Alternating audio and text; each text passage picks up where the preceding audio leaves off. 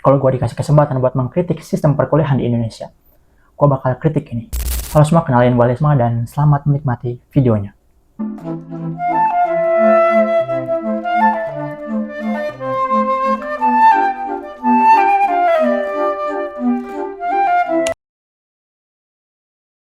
Kritik saya pada perkuliahan ini adalah pada praktek jual buku oleh dosen pada mahasiswanya.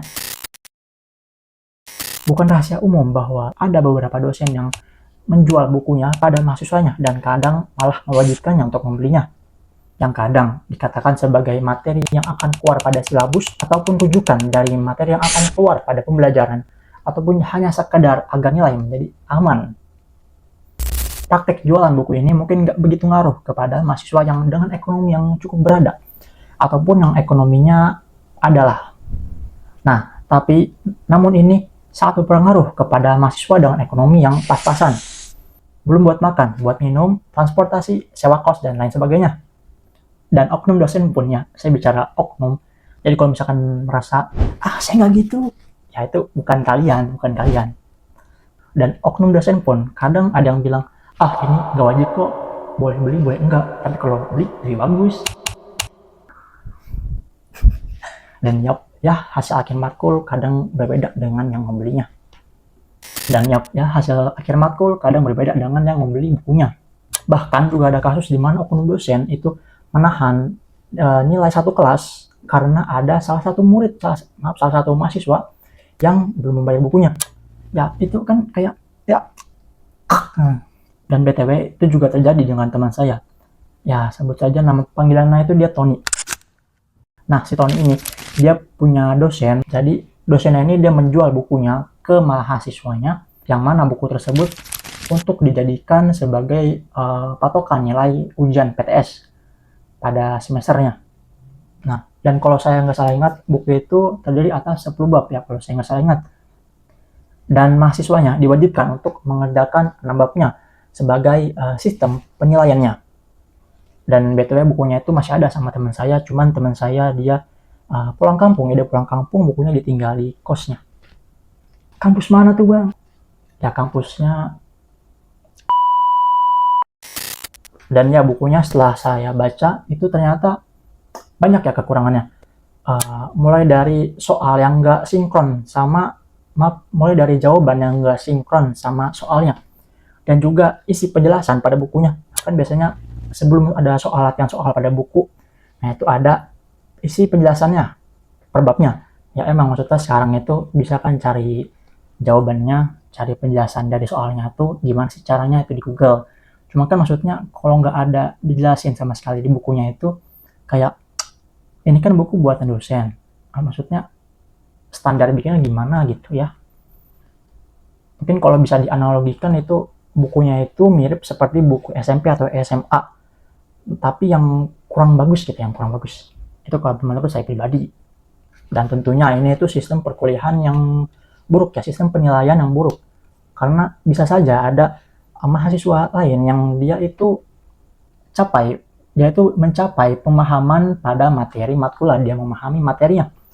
Cuman karena dia nggak beli bukunya, mungkin dia dikasih nilai yang lebih rendah daripada mahasiswa lainnya.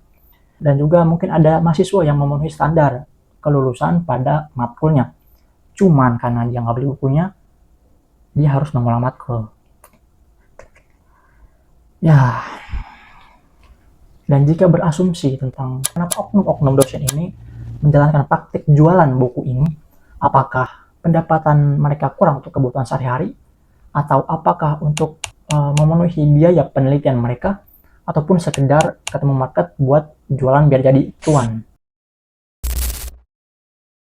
Jadi gini saya juga saya S2-nya di bidang publishing ya, di bidang Ya. perbukuan gitu. Mm-mm. Jadi sampai pilihan kita itu menjadi sangat berat.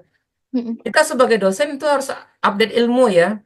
Kita Mm-mm. harus update ilmu, kita harus baca buku gitu. Nah, jadi pilihannya itu menjadi sangat berat. Kita mau beli buku untuk mengupdate materi pembelajaran yang akan kita berikan kepada mahasiswa, atau kita mau beli susu anak nih gitu, atau kita mau beli pampers anak. Jadi pilihannya menjadi sangat berat sehingga dengan beban yang seperti itu, Mm-mm. jadi waktu dosen itu untuk update ilmu itu menjadi sangat kurang gitu. Jadi yang dia kasih itu cuma ya kebanyakan apa yang pernah dia dapatkan ketika kuliah S2 dulu atau S3 dulu gitu. Jadi mereka jarang yang terpapar dengan buku-buku baru, apalagi buku-buku bahasa Inggris. Menurut data, perbandingan rata-rata gaji dosen di Asia Tenggara dari Good Stats ID, gaji dosen di Indonesia itu menepati urutan paling bawah, yaitu 3,36 juta. Dan berdasarkan peraturan pemerintah nomor 5 tahun 2024, gaji pokok dosen di Indonesia itu bervariasi sesuai golongan dan jabatan fungsional. Dosen pemula dengan status asisten ahli menerima gaji pokok antara 2,9 juta hingga 4,77 juta. Sementara itu, calon pegawai negeri hanya mendapatkan sekitar 80% daripada gaji pokok tersebut. Dan puncak tinggi gaji PNS, gaji dosen PNS, yaitu ada pada guru besar, yaitu sekitar 3,72 juta hingga 6,11 juta. Dan mereka yang satu golongan di atasnya, itu satu golongan di atas guru besar, gaji mereka sekitar 3,88 juta hingga 6,37 juta. Ya. Sementara jika kita bandingkan dengan biaya hidup bulanan di kota-kota Indonesia, misalkan di Jakarta, yaitu sekitar 14,88 juta setiap bulan. Kalau di Surabaya itu biaya rata-ratanya mencapai 13,36 juta, dan jika di Depok dengan kisaran 12,35 juta per bulan. Nah, biaya tersebut untuk dosen pemula itu sangat berkesenjangan. Apalah itu? Berkesenjangan. Data menunjukkan adanya 714 CPNS dosen Kemendikti Saintek 2024 yang mengundurkan diri. 653 diantaranya mengundurkan diri dan 61 diantaranya mereka tidak mengisi daftar riwayat hidup pada tenggat waktu yang disediakan.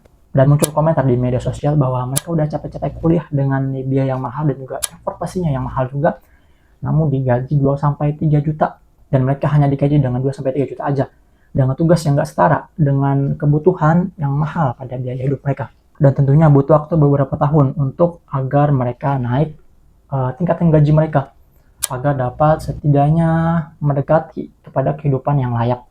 Tapi bang, bukannya dosen ada tunjangannya ya?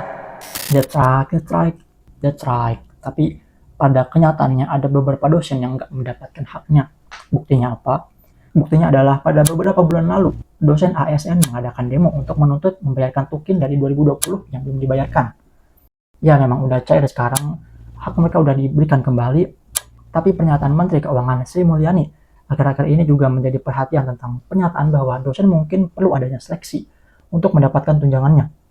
Jadi apakah dosen yang hanya bekerja sesuai standar dan biasa saja itu nggak akan mendapatkan tunjangan dan harus memenuhi syarat tertentu, ataupun mungkin mendapat prestasi agar mendapatkan tunjangan?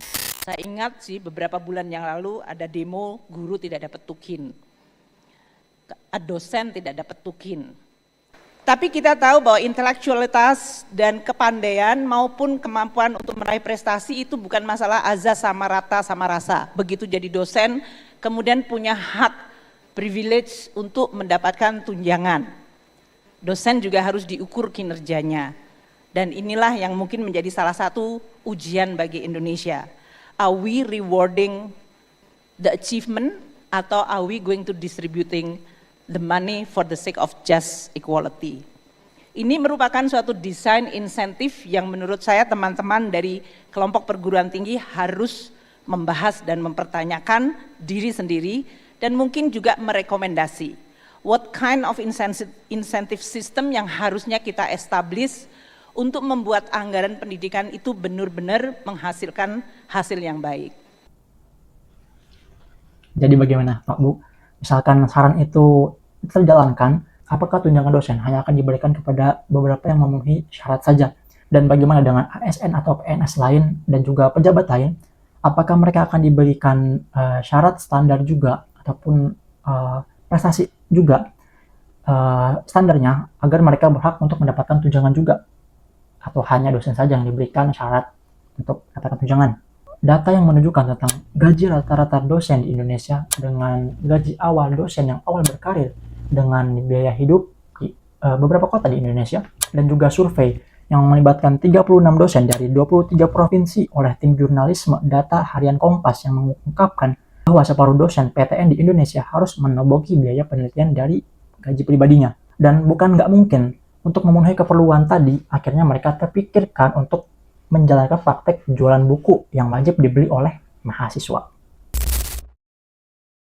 Terus gimana dengan dosen yang cukup pendapatannya untuk memenuhi kebutuhannya, tapi tetap menjalankan praktek buku? Gimana tuh?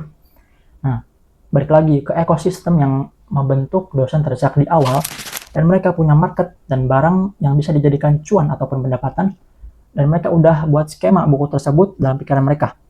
Jadi walaupun mereka udah punya pendapatan yang lumayan cukup untuk memenuhi kebutuhan mereka, namun pasti ada yang sayang untuk melewatkan peluang bisnis dari ekosistem tersebut. Dan tentu itu juga dipengaruhi oleh kelonggaran aturan, baik dari pihak kampus maupun pihak pemerintah. Nah, itu ada hipotesis yang saya temukan mengenai sebab akibat praktek penjualan buku. Yang ini hanyalah salah satu dari sebab akibat kesejahteraan dosen yang kurang diperhatikan. Dan tentu saja saya juga sudah menemukan akibat lain dari kurangnya diperhatikan kesejahteraan dosen. Namun hal itu akan menambah durasi video ini. Dan tentu saja saya dikejar waktu untuk mengupload video ini, dikejar waktu. Nah, setelah sekian menit tadi berbicara masalah kritik dan juga hipotesis dari hipotesis penyebab kritik tersebut, sekarang adalah masalah sesi solusinya. Solusi pertama adalah dengan memotong anggaran yang kurang penting dan menaikkan gaji dosen. Tentu kualitas pendidikan Indonesia bisa naik tergantung dengan perbaikan kualitas guru dan juga dosen. Dan itu semua balik lagi ke faktor gaji dan kesejahteraan. Nah, solusi kedua adalah rencana pembuatan peraturan untuk dosen agar menarik minat lulusan menjadi dosen. Tren penurunan minat masyarakat menjadi dosen itu tentu berhubungan dengan sepadan tidaknya gaji pendapatan yang dibayarkan ke dosen dengan beban kinerja yang dikerjakan. Nah, pemerintah dapat membuat peraturan yang membantu dalam penyejahteraan dosen tersebut, seperti pada biaya riset penelitian dan benefit kerja keras dosen tersebut. Solusi ketiga dan yang terakhir adalah kebijakan kampus dalam mengatasi praktek wajib beli buku ini. Dan sekian kritik daripada sistem perkuliahan pada praktek jual beli buku oleh oknum dosen. Dan hipotesisnya kenapa hal itu bisa marak terjadi selain daripada kualitas moral oknumnya. Dan BTW video ini dibuat untuk mengikuti program beasiswa revolusi oleh Malaka yang saya temukan di YouTube-nya Bang Ferry Irwandi. Terima kasih Bang. Dan terima kasih. Terserah mau subscribe atau enggak. Dan ini mungkin adalah video pertama di channel ini. Banyak di media sosial saya selalu mengatakan, oh menjadi dosen atau menjadi guru tidak dihargai karena gajinya nggak besar. Ini juga salah satu tantangan bagi keuangan negara. Apakah semuanya harus keuangan negara ataukah ada partisipasi dari masyarakat?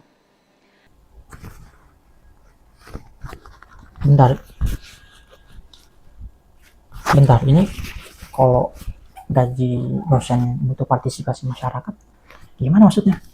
Masa masyarakat patungan di Saweria buat gaji dosen? Patungan di Saweria?